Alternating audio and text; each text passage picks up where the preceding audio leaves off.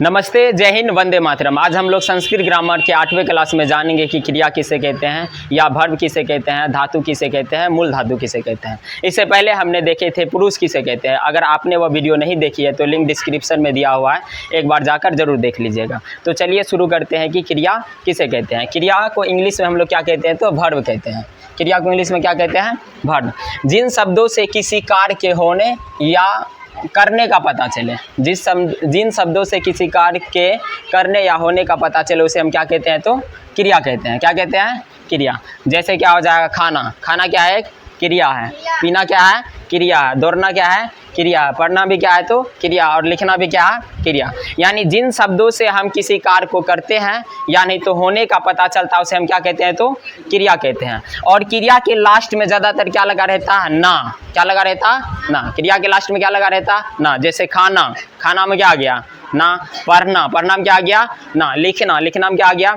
ऐसे खाना पीना, दौड़ना बैठना, उठना सोना जगना, लिखना, ये सब क्या है, तो क्रिया है। तो अगर आपसे कोई पूछे क्रिया किसे कहते हैं, तो जिन शब्दों से किसी कार्य के होने या करने का पता चले उसे हम क्या कहते हैं, तो क्रिया कहते हैं। जैसे में एग्जाम्पल में आ गया खाना पीना, दौड़ना, लिखना, पढ़ना, ये सब क्या, तो हिंदी का रूप है। क्या है, हिंदी। जबकि इंग्लिश में इसे क्या कहते हैं, वर्ब। जैसे खाना का इंग्लिश होता है ईट। खाना का क्या होता है, ईट। पीना का होता है ड्रिंक। दौड़ना का होता है रन। पढ़ना का रीड। लिखना का क्या होता है, राइट होता है। तो ये सब क्या है, इंग्लिश का वर्ड है। ठीक उसी तरह संस्कृत हम पढ़ रहे हैं तो संस्कृत में भी क्या होगा, कुछ ना कुछ उसका क्या होगा, क्रिया का धातु रूप होगा। जैसे क्रिया का इंग्लिश क्या होता है, वर्ब, जिसको हम क्या बोल सकते हैं, वर्ड। वर्ब जो कि सब्जेक्ट को मदद करने के लिए आता है, वर्ब। वर्ब के बिना सब्जेक्ट क्या हो जाएगा, तो अधूरा हो जाएगा। ठीक उसी प्रकार अगर जब हम लकार पढ़ेंगे, एक तरह से बोल सकते हैं कि लकार का ये पत्नी है। क्या है, पत्नी। और हर पति पत्नी के बिना क्या है, अधूरी। लकार अगर जब पति है तो ये जो पढ़ेंगे अभी धातु या मूल धातु क्या है, पत्नी है। जैसे मम्मी के बिना पापा अधूरा, पापा के बिना मम्मी अधूरा। वैसे धातु या मूल धातु के बिना लकार क्या है, अधूरा है। और जब तक हम ये नहीं सीखेंगे तब तक हम लोग को क्या नहीं आएगा, तो संस्कृत बनाना असंभव हो जाएगा। जिस तरह से अगर जब हम लोग अंग्रेजी में अनुवाद करते हैं किसी, मैं जाता हूँ, तो आई इट, आई हो गया सब्जेक्ट, इट हो गया वर्ब, ठीक ना। उसी प्रकार अगर जब मैं जाता हूँ इसका संस्कृत बनाएंगे तो उसमें भी जाना का कुछ न कुछ क्या आएगा, क्रिया आएगा। तो उसी क्रिया को संस्कृत भाषा में बोलते हैं क्या, तो मूल धातु या धातु। क्रिया को ही संस्कृत भाषा में क्या बोलते हैं, धातु, या इसी को बोला जाता है मूल धातु। क्या बोला जाता है, मूल धातु।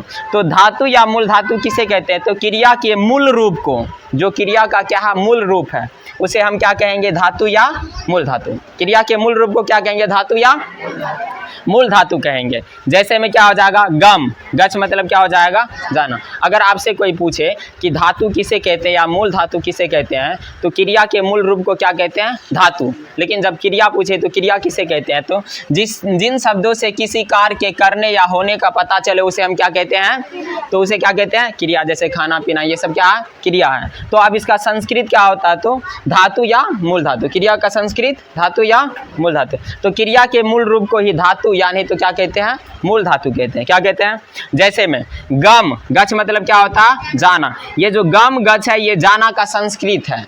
क्या है, जाना।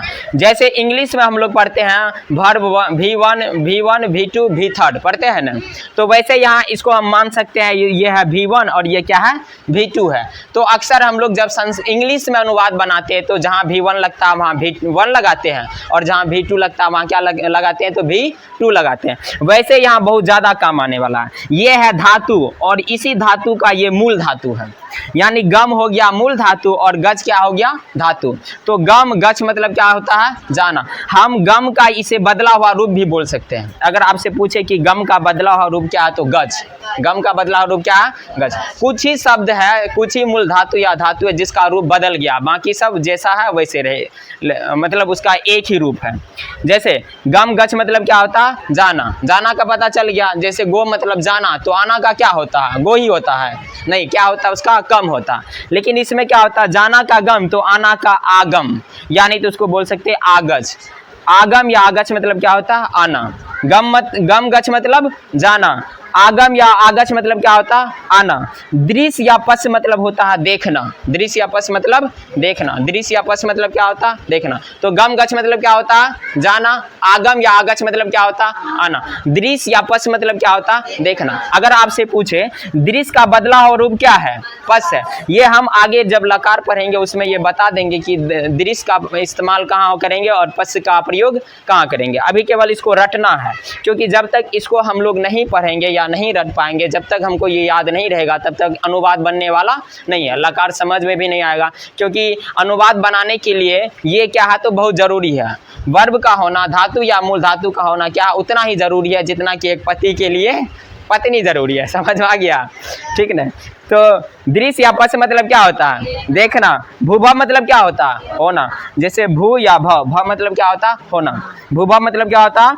होना। अस्था या तिष्ठ मतलब होता है बैठना। इंग्लिश में बैठना को बोलते हैं सिट, बोलते हैं ना, बैठ जाओ, सिट डाउन बोलते हैं ना। वैसे संस्कृत में बैठना का होगा अस्था या तिष्ठ। तो ये अस्था हो गया मूल धातु और तिष्ठ क्या हो गया? धातु। ये है मूल शब्द और ये क्या है तो मूल धातु है। इसको हम मूल धातु बोलेंगे, इसको क्या कहेंगे? धातु। यानी ये है इसका वास्तविक रूप और इसका बदला रूप क्या है तो तिष्ठ। तिष्ठ मतलब क्या होता है? बैठना। वैसे पा पी मतलब क्या होता है? पीना। पा पीब, पा पी मतलब क्या होता है? पीना। इस या इच मतलब होता है इच्छा। इस या इच मतलब इच्छा। तो गम गच मतलब जाना। आगम या आगच मतलब क्या होता है? आना। दृश्य पश्य मतलब क्या होता है? देखना। दृश्य पश्य मतलब देखना। भूभव मतलब क्या होता है? होना। अस्था या तिष्ठ मतलब क्या होता है? बैठना। अस्था या तिष्ठ मतलब बैठना। पापी मतलब क्या होता है? पीना। पापी मतलब पीना। इस या इच मतलब क्या होता है? इच्छा। इस या इच मतलब इच्छा। प्रक्ष या परीक्ष मतलब होता है पूछना। प्रक्ष या परीक्ष। प्रक्ष हो गया इसका मूल धातु और ये क्या हुआ? बदला हुआ रूप परीक्ष। इसका मतलब क्या होता है? पूछना। क्या होता है? पूछना। खाद मतलब होता है खाना। जैसे खाना का ईट होता है वैसे खाद मतलब क्या होता है? खाना। खाद मतलब खाना। चल मतलब क्या होता है? चलना। धाव मतलब क्या? दौड़ना। याद रहे जाना का अलग है और चलना का क्या है? अलग है। यहाँ चल मतलब क्या है? चलना। और यहाँ गम गच मतलब क्या है? जाना। धाव मतलब क्या होता है? दौड़ना। जैसे दौड़ना का इंग्लिश होता है रन, वैसे दौड़ना का संस्कृत हो जाएगा धाव। क्या हो जाएगा? धाव। धाव मतलब क्या हो जाएगा? दौड़ना। पठ मतलब क्या होता है तो पढ़ना। पठ मतलब पढ़ना। यहाँ हो जाएगा लिख। लिख मतलब क्या होगा?